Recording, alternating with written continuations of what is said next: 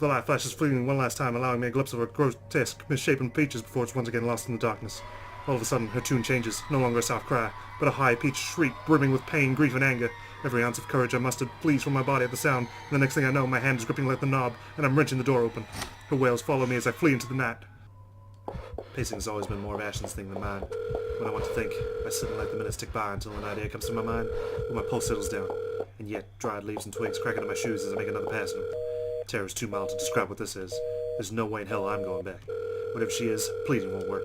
The moment we saw that letter, she's been after us. But I can't run. Not this time. Nearly 2 hours have gone by since I left the comfort of my room for the solitude of the park. 2 excruciating hours since I've started making calls. No one's answering. Not even Rebecca, who always kept her phone on in case other people need her. Or Isabella, who frequently checks hers for any messages and readily responds as soon as she can afford. Doesn't help that Ash hasn't said a word of where he went off to as well. Damn it! I knew I should have asked him before I let him leave. Knowing him, he could be anywhere. But there's really only one place he'll likely be at this time. Of course, the mansion. Well, at least the sun's up. The sun's already peeked over the horizon when I make it to the mansion. I have no idea what I'm expecting to see when I got here. There's Ashton first and foremost. Part of me wishes my assumptions are correct, and he's really somewhere close by on a stakeout. But I've never been the lucky sort when it comes to that kind of guessing. And even after I've made a round of the immediate vicinity, I could find neither hide nor hair of him.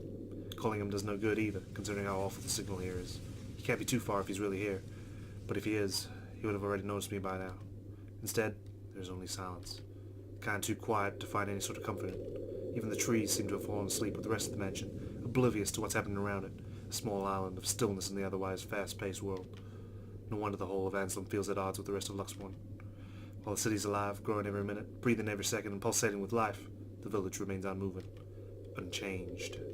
It's not surprising the legends still live up to this day, and why she's still here walking its hallowed halls. And beyond me, the mansion looms ominously. But now ain't the time for fear. Even if Ash is not here, I've still got to let the Wrights know what I've seen, what's in their home. And whatever grievance Ash has with them, doesn't matter. There might be grounds for imprisonment, but they don't deserve a brutal death at the hands of one malicious spirit. And I'm sure Isabella would want the same thing. I head straight for their door without a second thought. It takes a few rings, the sound loud above the foreboding stillness, before I hear footsteps on the other side. God and Bennett, only a Nazi would knock at such an ungodly hour. Where's that damn butler when I need him? Before long, the door swings widely open, with Mr. Luke Wright standing behind. Is it just me, or has he got a shadow around him? It's not just me, right? Seething would be a complete understatement to describe him. Like this, I've got no doubt why Ash would find him a suspect. You! Again! It's bloody 6 in the morning! What the hell is it now? Dude, I swear there's a shadow around him, and that's never been there before. Listen, sir, I know this is not a good time. Oh, it's not a good time! Did you even check the clock before coming here? I bet you didn't! At least you're well dressed. Unlike you, the ones living in this house need to sleep. Unless this is like a suit pajama. Come back when people are actually awake, or I'll call security on you. Before I can get a word in, he slams the door into my face and bolts it shut with much finality. Wait, sir, you gotta hear me out. You're both in danger if you stay in there. Have you seen the news lately? Everything's not a coincidence. Only silence answers me. Maybe it was Mrs. Wright. Oh, who am I kidding? I've already seen the look on her face when I tried before. There are limits to how far a person will believe you.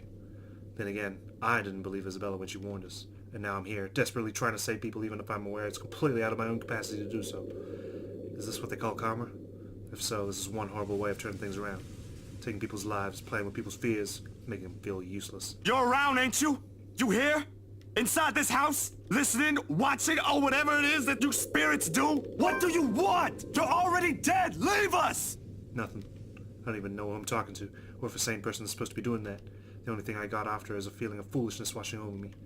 Perhaps this is just me losing my mind. Out of other options and any other ideas, I let my hand slide off the door's surface and fall listlessly to my sides. I can go back to Luxbourne, try to find the others, try to get out of this mess with them, or let them know how much in deep shit we all are. Both sound good.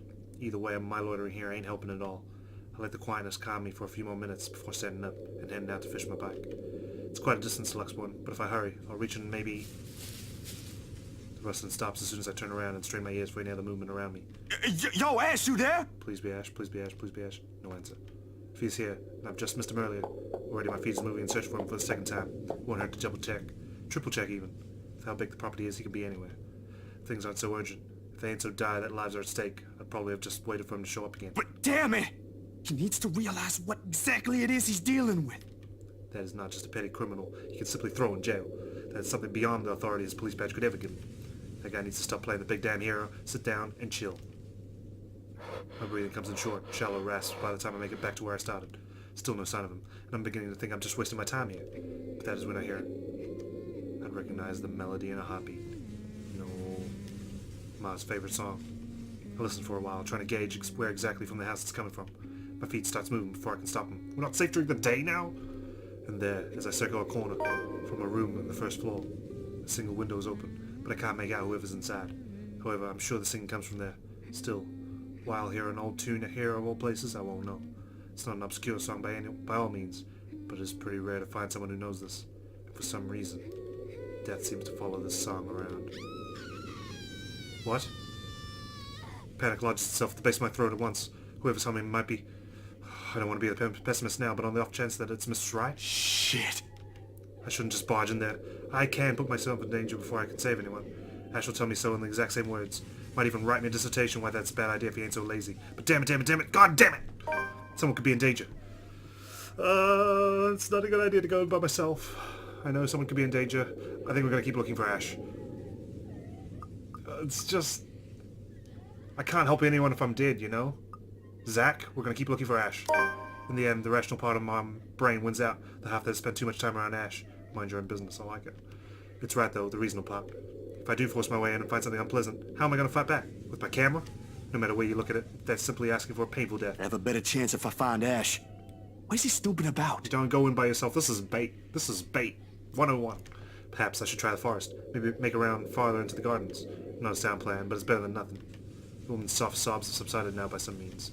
Almost inaudible, to the point where I'm wondering if I truly heard what I heard. I didn't get to dwell much on it, though, because right in that moment my phone rings. Sharp notes cutting piercing through the thick quietude. I clap my hand over it, pressing the button before the speakers are close to my ear. Are you? I only caught the tail end of the person's greeting on the other side, but I know the voice well enough. What was that, Ash?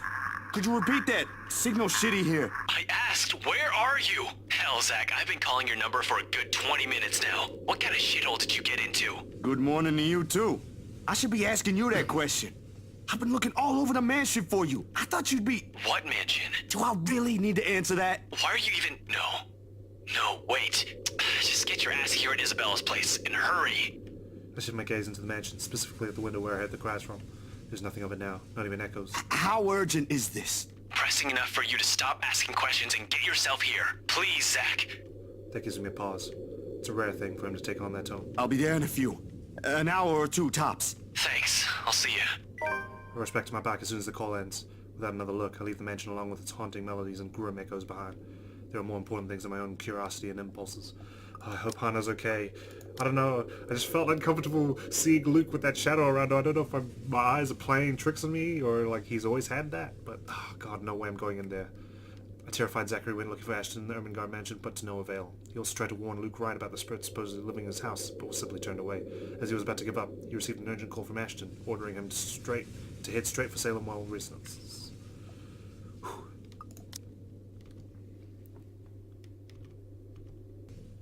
Oh my God.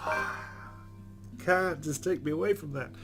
Marianne's room, October 18th. So we're back in time again. Looks like we got a new profile.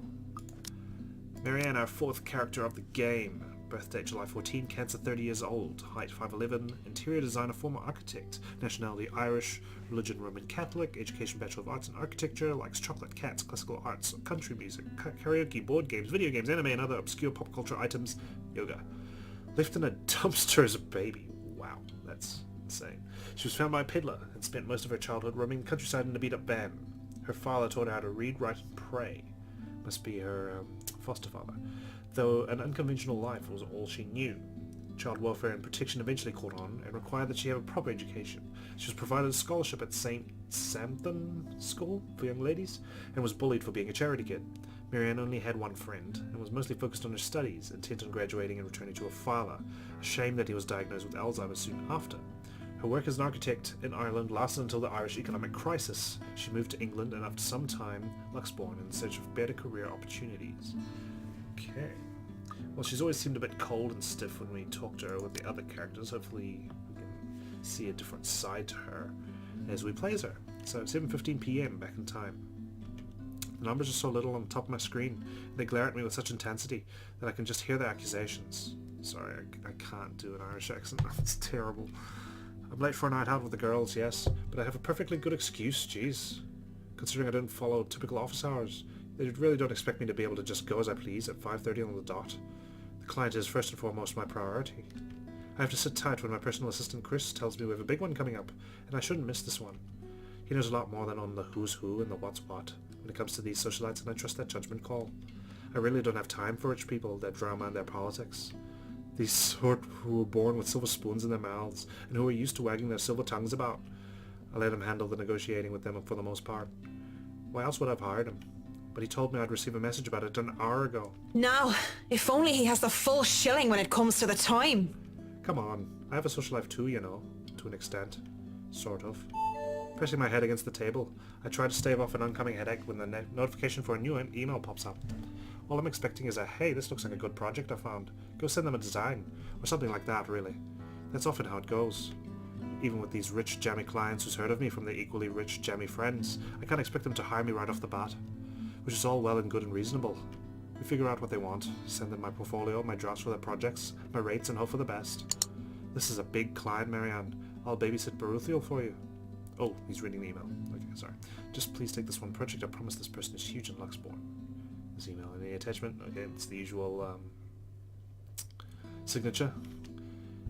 Oh, cool. Sweet. So I was just reading the bottom, but okay. Mr. Parker, this is a formal request to secure the services of Marianne McCullough, hereinafter called the designer, as authorized by Hannah Wright, hereinafter called the client, for interior design work at Ermengarde Mansion, Luxborn, LX18 ORF, United Kingdom. The client hopes to have the designer there on 21 October, Friday, with the time pending. Ooh, it's even got attachments at the bottom. Looks like photos of the house. This is the 18th, so this is the day after that penthouse where she first heard about Hannah. Okay, cool. Wow. Hannah didn't waste much time. Oh, Hannah heard of Marianne, I should say. Okay, cool. It's just the email at the bottom. But as I open the email and see that I've been requested by the client specifically, well, I certainly didn't expect that. And it's pretty straightforward, too. Anyone else would probably be excited. They'd be working with the Hannah Wright. She's just one of those rich socialites that everybody loves to talk about, no matter how hard I try to tune such nonsense out. It would have been enough for me to reply an affirmative to Chris and leave, but he has never pleaded for me to take a project before. We've worked with big personalities in the past, celebrities, bankers, and even a few politicians. My PA had been indifferent about those, so the question bounced about my skull before I spy one of the email attachments. A newspaper clipping from the Luxborn Daily's business news section, boasting the headline, Wright Enterprise donates £2.5 million to refuge. At the grand opening of a new Wright Hotel last Wednesday, our local billionaire couple Luke and Hannah Wright announced the donation of £2.5 million to help Luxborn Refuge keep their services open. Unexpected but certainly welcome, this follows only a month after the couple's previous donation of the same amount to Save the Children UK. One of the largest donations, this amount will help keep the safe house in Luxborn open for several years. With this money, Refuge can keep helping women, children and victims of domestic violence. Domestic is spelled wrong there, but that's okay. I'll attribute it to the newspaper. There are rumours as well of the charity talking with the couple and looking into building a local centre equivalent to their Gaia and Athena locations. These rumours have come to us due to one of the Enterprise's employees mentioning a Project EOS. Okay, so the Wrights are pretty generous as well. Wow, they really have money to throw around since they're billionaires. It certainly caused quite a stir back then. Apparently they had invited businessmen and socialites everywhere, in the guise of it being some big business announcement. $2.5 million and an expensive looking party to boot. These people sure know how to throw their money around. Yeah, that's what I said. Not that I should be so callous. They're going to do a lot of good and help a community of people with all those pounds. I, of all people, shouldn't criticize such acts, whether they were for sure or not. At the very least, I know they'll be able to pay my rates. With the headline out of the way, however, I find myself staring at the picture that came along with the clipping. Because, wow, here I am, expecting a sour old woman in a blazer and a skirt. But the woman that was plastered on the front page looks like she belonged on the front of page of the entertainment section, or even, if I'm to be crass, is the pinup for a glamour... Okay, I'll be real here, a men's magazine. She sure knows how to rock that dress. Wait, her hair, her eyes, her lips. She can't be her. And at the same time, she is her, only several years older. She looks just like... No, come on, Mac. The world is full of pretty bonds. It's just a coincidence. What does that mean? With a shake of my head, I snap out of it and reach out for my phone when it buzzes, nearly falling off my chair in the process. Okay, so does she know Hannah? An email from the Wrights came, requesting Marianne McCullough's expertise for their home. What seemed like an innocent commission made a different impact on the famous designer after seeing a picture of the Wrights misses. Who else would be on the other line? The very people waiting for me? Oh, piss. I'm so sorry, Cam. I'm on my way. That's what I say. Yet, I still don't move from my chair, face flushed and heart racing. I can only stare until I can will myself to reply that, yes, I am accepting the assignment. And it takes even more time for me to just close the image, shut down the computer and leave. Even then, it has already burned its image into my head, no matter how much I wish it would just disappear. It makes me eager for the alcohol and the company. It makes me eager for anything that can help me forget. It's a good thing that the nearest pub is just a hop, skip and a jump from here. Oh boy, gotta keep this accent up. The Galway Shawl, as it's called by those who frequented the place, is the only decent Irish pub in this county. You can pretty much tell that someone is new if they call it by its official name, the Crawl Bar. I'm home away from home ever since I moved to Luxbourne. Well, that is when I'm not cooped up in my condo and working anyway. It has good alcohol, good company, and, thank God, in St. Cecilia, good music. Crowd favourites like the Bothy Noise, the High Wesleyan Man, and Second Fusion Orchestra are often played. Not to mention the singing. I love singing. Anyone could just break out into a drinking song, and the others in the pub would just wonderful that they'd start singing along. And doing so while intoxicated is the best way of ways to go about it. Heck, it's a win-win as long as I don't puke in the middle of chorus, and as long as I can get home in one piece at the end of the day. And tonight is karaoke night. What better time than to try and sing all my worries away? That's what my intoxicated brain tells me. The ghost of guilt and sorrow remembers who I am, and in the prison of my heart, I was my only slave. That's not bad singing for a drunk person, I gotta say. It's pretty impressive. But drinking only reminds me of my home, and the thought of home makes me think of her. But in the depths of my cold soul, I'll leave the burden and despair. It makes me nauseous. It sickens me that the smallest reminder of her can cause me such grief. I'll fight for what's worth fighting for. Forget the fear, forget the rest. Of course, it might just be the booze. Any other day, I would have scolded myself for drinking so much. I lied to the Lord, I lied to myself, I lied to you and everyone I care, until there were no more lies to tell.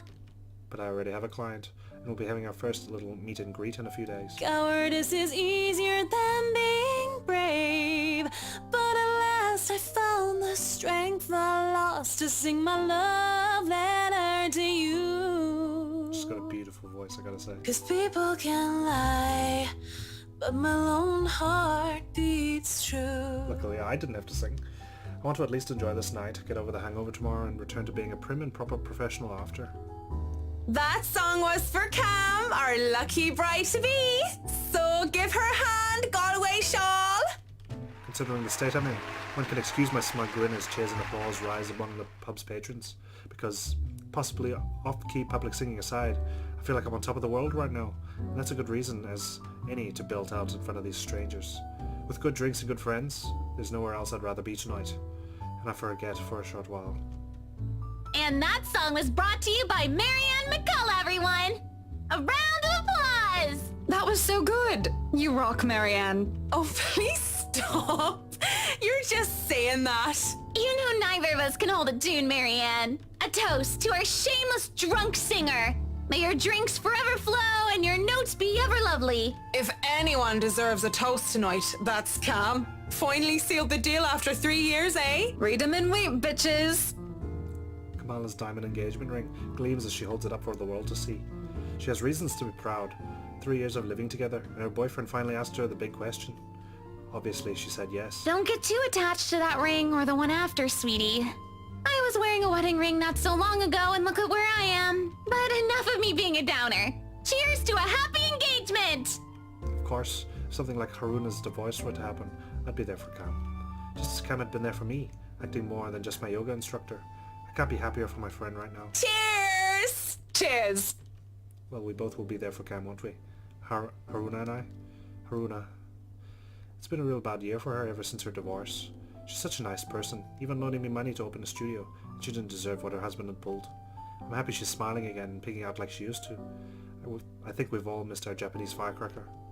We met in yoga class, something I'd joined to keep myself in shape and, well, honestly, so that I could make friends when I'd moved to Luxbourne. Clearly it worked like a charm. And it definitely didn't have anything to do with the fact that I brought along my lucky D20 to die with me on my first day, no sir. I love these girls so much. What about you, Marianne? You're 30 years old and you still haven't got yourself a man. And you guys know I have a very busy schedule. I don't have time for that. Oh, come on. That's a lame excuse and you know it. You need a man who'll take care of you and you need it now. Maybe some hunk who'll be your house hubby while you rake in the dough. I'm quite capable of taking care of myself. Who needs a Mr. Right? Hannah does. Hey, look at me. I'm Marianne McCullough, a lawful neutral cleric with 9 points in wisdom and 8 in charisma, but I can't get myself a date. She does a better accent than I do. I mentioned druids and demons once. Once! They don't even know the rules or understand what the numbers mean. And I certainly am not some sort of holy person. I'm a far cry from a miracle worker, and I barely have the willpower to fight off demons, especially my own. Actually, maybe she isn't looking for a Mr. Right, but a Mrs. Right. Ooh, Hannah. Oh, my Marianne, we still love you even if you're in the closet. That would explain some things. How do you know you don't have a ring anymore? Maybe you two can be together and I don't have to worry about my best girls being alone. What are you on about? There's nothing to explain. But the more I deny, the louder they tease until the other people in the pub start to watch. It doesn't help at all when Haruna drapes her arms over my shoulder and leans in. Will I be all yours then? Will you be making me feel like a woman? I know that they're just kidding around, but this doesn't make me comfortable in the slightest. So when Camilla notices my silence and Haruna sees the expression on my face, they stop. And when the awkward air settles over us, the rest of the pub goes back to whatever they were doing before the whole thing ever happened. They probably won't even remember it when they wake up with the massive hangovers anyway. Sorry. Me too. Hey, no hard feelings, right? I'm glad that Marianne at least has some friends. I raise my glass. They smile. We drink. There's no need to say more. We're all definitely far too drunk tonight. Eventually the fun times end. It is a weekday after all. And with Haruna being a nurse, she has to get ready for her next shift. Cam also has a loving fiancé waiting for her at home, and really didn't have to make a fuss about her having left some buns in the oven when she took off early. Really, I understand. I was the one who insisted, who was determined to get pissed drunk anyway. Moving to the bar I sit, alone at last. Alone with a stranger. Oh, it's Mr. Right. I haven't seen him before, obviously not a regular. He hasn't said a word and just sits there savouring his drink. With his whiskey served neat in one hand and a lighter in the other, it doesn't seem like he's noticed me yet. And maybe I should go before he does look my way. Because he was pretty and he was blonde. And those two things plus alcohol never did me any good. I thought too late. Judging by the way his flushed face and the dazed look in his eyes, he's as pissed drunk as I am. But whereas I feel like keeling over, he looks like he's still ready to take the catwalk by storm. Really, he just has the air of one of those men who think they own the world. Hello there, sexy. Please don't stand up on my account. I already like what I see. Fancy a drink? It'll be on me. I like how his name's Whiskey. But then again, I might be pleasantly surprised if he proves me wrong. Want some between the sheets? Sex on the beach? I'm talking cocktails, of course. Of course you are. How about a QF? Fat chance. But it doesn't matter. We both know how to play this game. And there are two different ways for the night to end. One thing or another is going to happen. The question is, what do I want to do? Oh no, that's fine. I'd rather order some blue balls or some AMF if you don't mind. Holy day! Burn! He looks like he's about to say some witty retort, but he stops himself and downs the rest of his whiskey. I order a mint julep. He gets another whiskey, and we start the customary small talk. Of course, the saying, ask me no questions and I'll tell you no lies, goes without saying. We ask nothing about each other, offering up falsehoods to establish a strenuous fake connection between two strangers at a pub if only to pass the time. Whiskey, as I've come to call him, is supposedly 21 years old, single, takes care of his sick mother, and is a manager of some sort. Manager of what? I didn't care to listen to the details. Meanwhile, Mint, as he has come to call me, is 29, and I'm... What did I say I was again? Oh yes, I told him I was a professional chocolate taster, because fuck it. I'm going to lie about what my job is, might as well make it fun. It's a pretty decent chat between two pretty drunk strangers. And maybe it's just me, but we might as well fucking well expand the tiniest amount of effort and pretending there's something meaningful in this meeting. Would have been nice too, if it was just left at that. But during a lull in the conversation, he brings it You up. know, I've never been with a woman taller than me. And to think he might have been different from the rest. Never have and never will, Whiskey. Can we go back to the history of chocolates? Did you know that chocolate candy was introduced in 19th century England as a healthier alternative to alcohol? St. Lucy was the most beautiful woman of her time.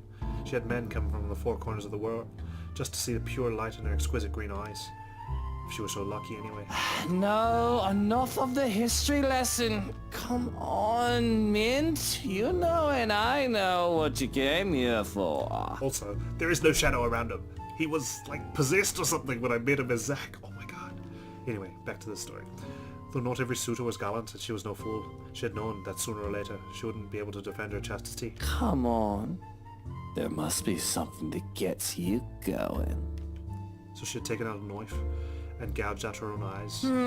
There is something, but I don't think you can handle it. Impressed with her devotion, God restored her eyes and made them more beautiful than before. He has a peculiar sense of humour, hasn't he? Because that only meant suitors kept going after Lucy. She kept her eyes in a chalice to scare them away. Oh, I'm pretty sure I can handle whatever it is. Said Lucy, help me. Help me turn away from sin. Help me with my own blindness. My place isn't too far from here. I won't take care of you if it ends up being too much for you. And no one will be able to hear you if you try to scream. You sure you want to go down that road, pretty boy? Wouldn't have it any other way. Oh my. The best thing about having my condo so close to the pub is the ease of access. As long as I can still stand and walk, I can make it home. What do we got? Marianne went to the Kroll Bar, also called the Galway Shoal by its patrons, for a night out with her close friends Cam and Haruna. When they left, Marianne was seen with a stranger whom she only referred to as Whiskey. In turn, she was called Mint. Maybe I'd need help from a kind neighbour or two to help me with the last leg if I've really gone overboard with the alcohol. But I always made it home. Sometimes, with company. Of course, that always comes with complications, especially with the real clingy ones. But it isn't anything a good tip about stalkers to the building security can't fix. I'm always nervous though, even if this isn't the first time I've done this. In the first few minutes when we enter my room are the first few agonizing minutes where I try not to panic. Okay, Mac, so far so good. Don't let him smell your fear under all that liquid courage. He'll leave sooner or later, and I'll never have to see him again, just like every other man before him. I'd like to say to myself that the men I brought to my place were more scared than I was. Yet there's no fear when I look into Whiskey's eyes. Only delight. When he starts touching me, I don't even hesitate when I push him against the door. Roughness is to be expected, and as long as he sticks to the script, everything will go smoothly. We have our own little tumble in the sheets. He'll leave, we'll forget about it. If somebody asked what I really wanted, I would have told them that I wanted a bed of roses, chocolates and music, maybe in an Irish castle. But all I really want is her, and that's never going to be a reality. That was my fault, of course, because I was afraid. I was a coward. They would never hold a candle up to her. She was the light of my life, and I'd let her go. I can't even be bothered at the thought of her. Just the single thought of her makes my resolve to see this affair through waver. What is it now? Yes, what is it now? What's it going to be, Marianne? To sex or not to sex? Well, because we know that this is Mr. Right, I think we should just say this is wrong.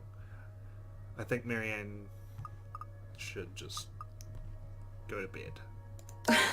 We're both drunk. Wow, it shot up way high. Isabella's already low. Really? But we haven't even met her yet. It's still,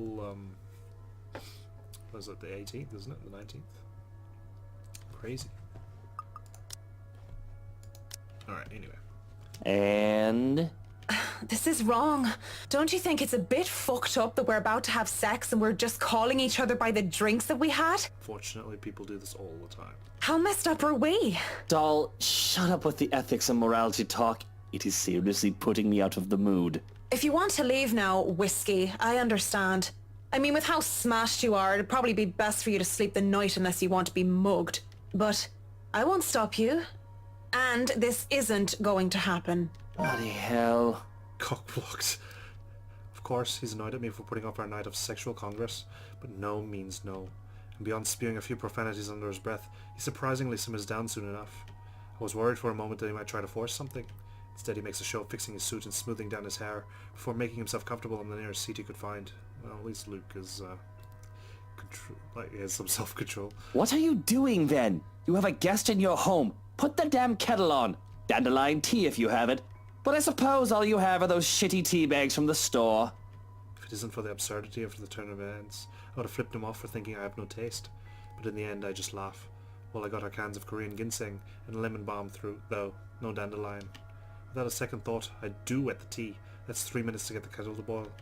3 minutes where we say nothing to each other. I mean, what do you even say to the guy I was going to sleep with until I changed my mind? I doubt he's in the mood to talk about the influence of Troyes on Mallory.